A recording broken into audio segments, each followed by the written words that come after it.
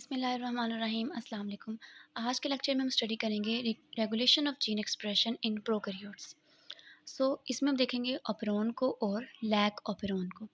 Operon देखते हैं, operon क्या होता है? The entire stretch of DNA consisting of group of structural genes. हमें पता है कि डीएनए के ऊपर बहुत सारी जीन्स मौजूद होती हैं that have same regulatory sequence and required for the production of metabolic और बायोसिंथेटिक एंजाइम्स कॉल्ड ऑपेरॉन। ठीक है, जो कि मेटाबॉलिक और बायोसिंथेटिक एंजाइम्स प्रोड्यूस करता है हमारे पास, उसको हम क्या कह रहे हैं यहाँ पे? ऑपेरॉन। ऑपेरॉन अब हमारे पास दो तरह का है, इंड्यूसिबल ऑपेरॉन और रिप्रेसिबल ऑपेरॉन।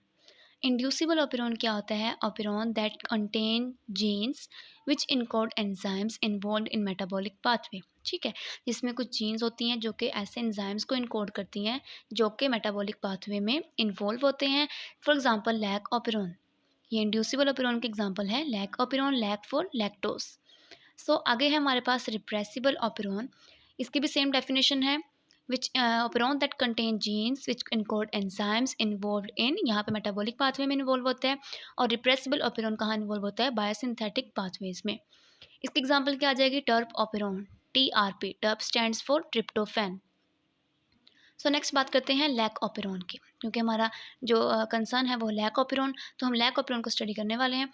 लैक ऑपेरॉन क्या है? Operon which controls the metabolism of lactose in bacteria, यानी कि जो बैक्टीरिया के अंदर लैक्टोज के मेटाबॉलिज्म को कंट्रोल करता है उसको हम कहते हैं lac operon. It contain two sequences, इसके दो सीक्वेंस होते हैं।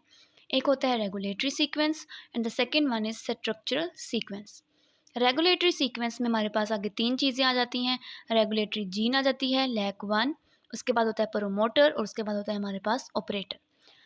और इसी तरह हमारे पास स्ट्रक्चरल सीक्वेंस में भी तीन चीज़ें हैं। रेगुलेटरी सीक्वेंस में देखते हैं, जो रेगुलेटरी जीन मौजूद होती है यहाँ पे, जिसको हम लैक वन कहते हैं, वो प्रोड्यूस करती है रिप्रेसर प्रोटीन को। सेकंड हमारे पास प्रोमोटर होता है। प्रोमोटर जैसे कि ये हमारे पास हमने एक लैक ऑपेरॉन बनाया हुआ, इसमें हमारे पास प्रोमोटर और ऑपरेटर रीजन है। प्रोमोटर को हम लैक पी से भी शो करते हैं। हेयर RNA पॉलीमरेज बाइंड, ठीक है, यहाँ पे आके RNA पॉलीमरेज बाइंड होता है और ऑपरेटर रीजन पे जाके हमारे पास ट्रांसक्रिप्शन स्टार्ट होती है। प्रोमोटर पे हमारे पास RNA पॉलीमरेज बाइंड होगा और ऑपरेटर रीजन से हमारे पास ट्रांसक्रिप्शन स्टार्ट होगी, यानी कि मैसेंजर RNA बनेगा, फिर हमारे पास जो है वो ट्रांसलेशन होती है। ठीक है, या इसको हम कह रहे हैं रेगुलेटरी सीक्वेंस। यहाँ पे हमारे पास लैक वन जीन भी मौजूद होती है, जिसको हम रिप्रेसर प्रोटीन कहते हैं। उसके बाद हमारे पास है स्ट्रक्चरल सीक्वेंस। स्ट्रक्चरल सीक्वेंस में हमारे पास तीन तरह की जीन्स होती हैं, जैसे कि यहाँ पे हमने लिखा है स्ट्रक्चरल सीक्वेंस में जीन्स होती हैं। कौन कौन सी जीन्स होती हैं जी? Lac Z, lac Y and lac A gene. Lac Z gene जो है वो एंजाइम प्रोड्यूस करती है बीटा ग्लैक्टोसिडेज। ठीक है, जो काम क्या करता है? लैक्टोज को कन्वर्ट करता है ग्लूकोज प्लस ग्लैक्टोज में, ये वाला। ठीक है, जिसको हमने 1 2 3 से शो किया है। अब इसको हम इस तरह से लैक जी लिख सकते हैं, 1 को lac Y and 3 is lac A. ठीक हो गया। उसके बाद लैक वाई जो हमारे पास जीन है यहाँ पे जो होती है वो क्या प्रोड्यूस करती है? वो एंजाइम प्रोड्यूस करती है परमिएज। परमिएज एंजाइम क्या करता है? Transport of lactose into the cell. ठीक है, परमिएज एंजाइम का काम क्या है? Transport of lactose into the cell.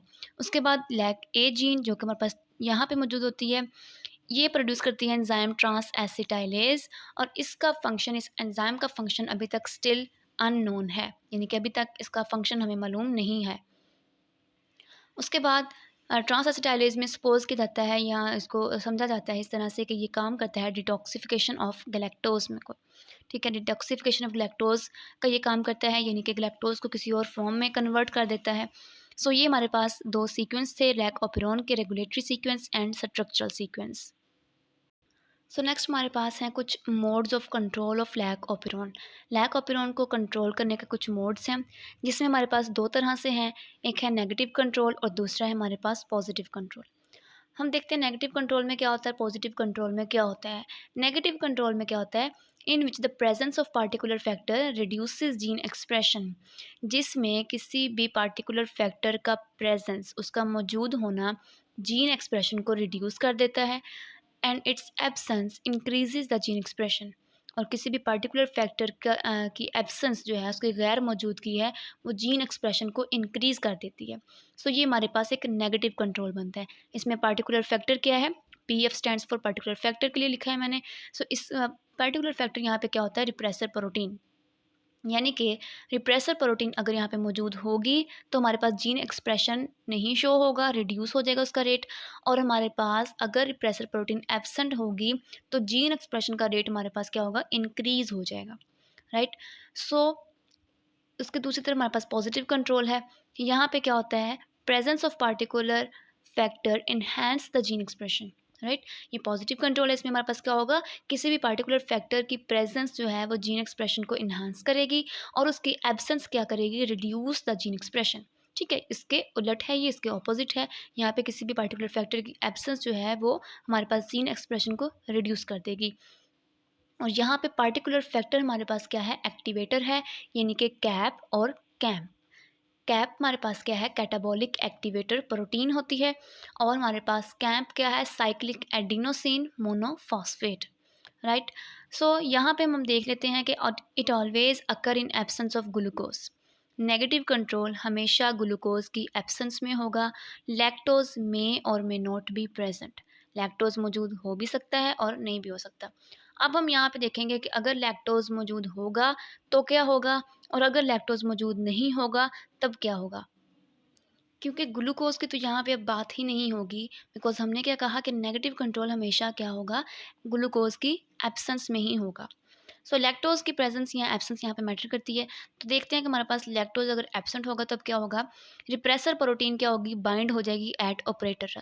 ठीक है, हमने कहा था कि रिप्रेसर प्रोटीन जो है वो रेगुलेटरी सीक्वेंस में लैक वन जीन प्रोड्यूस करती है। जैसा कि यहाँ पे हमारे पास ये लैक ऑपेरॉन था। ठीक है, हमने कहा ये रेगुलेटरी सीक्वेंस है, यहाँ पे लैक वन जीन है जो कि वो क्या करती है, रिप्रेसर प्रोटीन प्रोड्यूस करती है। अगर लैक्टोज हमारे पास एब्सेंट होगा तो क्या होगा, हमारे पास रिप्रेसर प्रोटीन प्रोड्यूस होएगी। ठीक है, और रिप्रेसर प्रोटीन जब प्रोड्यूस होगी तो वो आके हमारे पास ऑपरेटर रीजन पे बाइंड हो जाएगी। जब रिप्रेसर प्रोटीन ऑपरेटर रीजन पे आके बाइंड कर जाएगी तो हमें पता है कि यहाँ पे आरएनए पॉलीमरेज प्रोमोटर पे आके अटैच होगा और यहाँ से आगे हमारे पास ट्रांसक्रिप्शन स्टार्ट होगी ऑपरेटर से। सो आरएनए पॉलीमरेज जो है उसका रास्ता ब्लॉक हो जाएगा, आरएनए पॉलीमरेज यहाँ से आगे मूव नहीं कर पाएगा और उसका रास्ता जो है ब्लॉक हो चुका है रिप्रेसर प्रोटीन की वजह से, जिसकी वजह से ट्रांसक्रिप्शन इनिशिएट नहीं होगी। और हमें पता है जो कि आरएनए पॉलीमरेज ने करानी थी, ट्रांसक्रिप्शन इनिशिएट नहीं होगी तो इट मीन्स कि हमारे पास जो ऑपेरॉन जो है वो अब हमारे पास नॉन फंक्शनल है।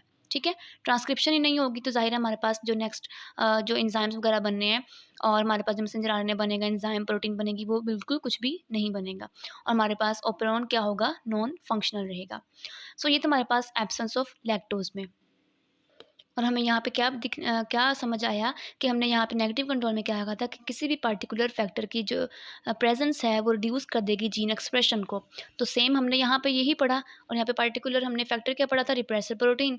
सेम यहाँ पे जब रिप्रेसर प्रोटीन हमने कहा कि जब अटैच हो जाएगी ऑपरेटर साइड पे आके तो हमारे पास आरएनए पॉलीमरेज का रास्ता जो है ब्लॉक हो जाएगा और हमारे पास ट्रांसक्रिप्शन इनिशिएट नहीं होगी। सो हमारे पास रिप्रेसर प्रोटीन की जो मौजूदगी है उसने क्या किया, हमारे पास जीन एक्सप्रेशन को रिड्यूस कर दिया है। हमारे पास ऑपेरॉन जो है वो ये नॉन फंक्शनल रहेगा। अगर हमारे पास प्रेजेंस ऑफ लैक्टोज होगा तो क्या होगा, लैक्टोज अगर प्रेजेंट होगा तो यहाँ पे जो अब हमारे पास लैक वन जीन थी वो रिप्रेसर प्रोटीन को प्रोड्यूस कर रही है, वो इन द प्रेजेंस ऑफ लैक्टोज में भी रिप्रेसर प्रोटीन प्रोड्यूस करता जा रहा है। लेकिन यहाँ पे जब लैक्टोज मौजूद होगा तो फिर क्या होगा, वो लैक्टोज जाके रिप्रेसर प्रोटीन के साथ बाइंड कर जाएगा। Lactose bind with repressor protein, ठीक हो गया। लैक्टोज उस रिप्रेसर प्रोटीन के साथ जाके बाइंड कर जाएगा और वो रिप्रेसर प्रोटीन जो है वो अब फ्री नहीं होगी कि वो जाके ऑपरेटर के साथ अटैच कर पाए। सो रिप्रेसर प्रोटीन जब फ्री नहीं होगी उसके साथ लैक्टोज जाकर बाइंड कर जाएगा।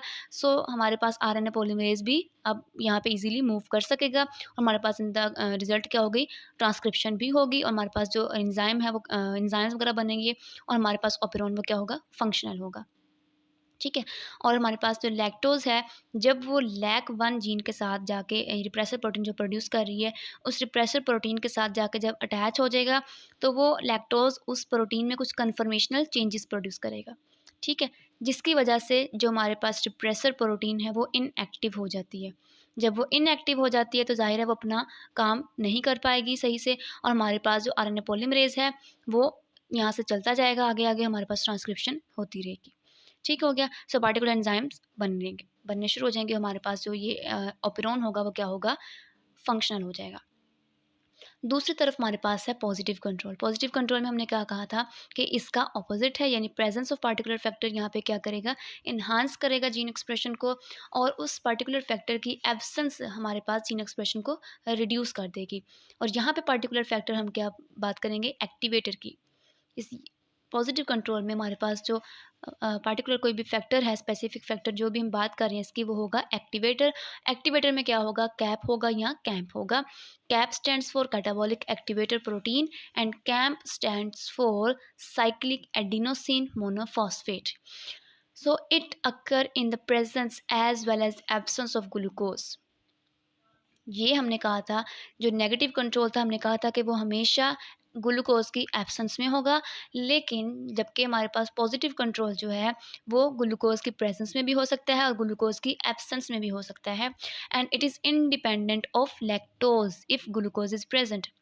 अगर तो ग्लूकोज मौजूद होगा तो ये लैक्टोज पर इंडिपेंडेंट है, ठीक है, यानी कि लैक्टोज पर डिपेंडेंट नहीं होगा, लैक्टोज इंडिपेंडेंट होगा।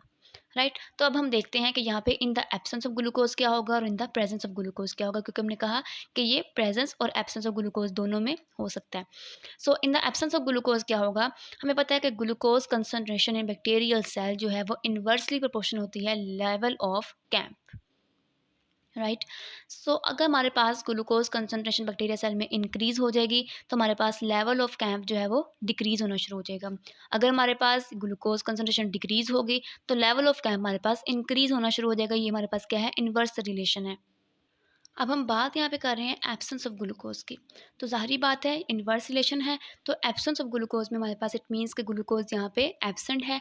ठीक है, तो यहाँ पे हमारे पास क्या होगा, फिर लेवल ऑफ कैंप जो है वो इंक्रीज हो जाएगा। ठीक है, कैंप की कंसनट्रेशन इंक्रीज हो जाएगी हमारे पास, और जब कैंप की कंसनट्रेशन इंक्रीज हो जाती है तो ये इस वाले CAP कैटाबॉलिक एक्टिवेटर प्रोटीन के साथ जाके अटैच हो जाती है। ठीक है, और हमारे पास एक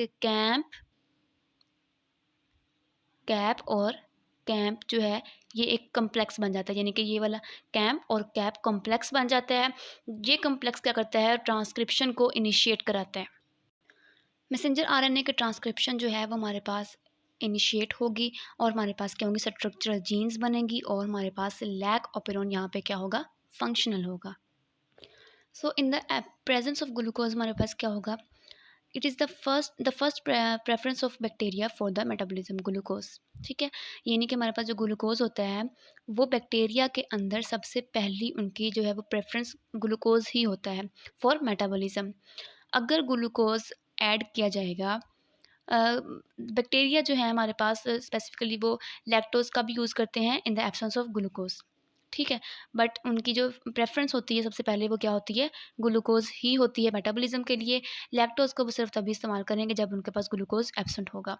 सो अगर ग्लूकोज को ऐड किया जाए, क्योंकि हम प्रेजेंस की बात कर रहे हैं, सो ग्लूकोज व्हेन एडेड तो हमारे पास क्या होगा, कैंप कंसनट्रेशन फॉल कर जाएगी। यानी जब ग्लूकोज की कंसनट्रेशन इंक्रीज होगी तो ऑटोमेटिकली इन्वर्स रिलेशन में क्या होगा, कैंप की कंसनट्रेशन फॉल कर जाएगी। सो कैंप की कंसनट्रेशन फॉल कर जाएगी तो हमने क्या कहा कि कैप और कैंप कम्प्लेक्स जो यहाँ पे बन रहा था वो अब यहाँ पे नहीं बनेगा, डीटैच हो जाएगा फ्रॉम लैक ऑपेरॉन, और ट्रांसक्रिप्शन हमारे पास जो है वो स्टॉप हो जाएगी, क्योंकि हमने कहा था कि कैप और कैंप जो कम्प्लेक्स बन जाता है वो हमारे पास ट्रांसक्रिप्शन को इनिशिएट कराता है, और हमारे पास यहाँ पे वो ट्रांसक्रिप्शन नहीं होगी तो इट मीन्स हमारे पास लैक ऑपेरॉन जो रहेगा वो क्या रहेगा, नॉन फंक्शनल रहेगा। सो ये था हमारे पास लैक ऑपेरॉन। इसमें हमने मोड्स देखे उसके, और हमने इसमें नेगेटिव कंट्रोल देखा, पॉजिटिव कंट्रोल देखा। इसके अलावा हमने लैक ऑपेरॉन में देखा कि हमारे पास सीक्वेंस किस किस तरह के होते हैं, regulatory sequence, structural sequence. So I hope आपको आज के लेक्चर समझ में आया होगा। इंशाल्लाह मिलते हैं नेक्स्ट वीडियो में। अल्लाह हाफिज़।